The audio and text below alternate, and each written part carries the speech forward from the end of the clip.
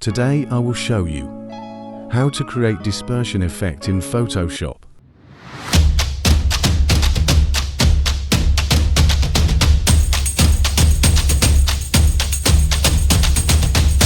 Open Photoshop. Import the image. Ctrl+G to duplicate. Hide the original layer.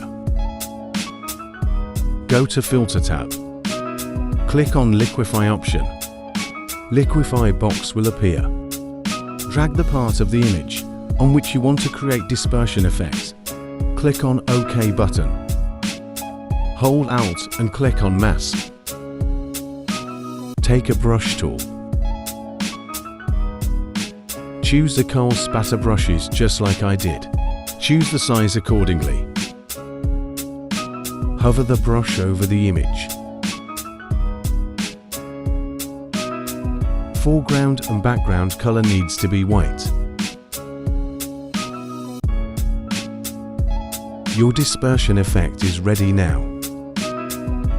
Hope you like this video. Do like, share and subscribe. And follow me for more such tutorials.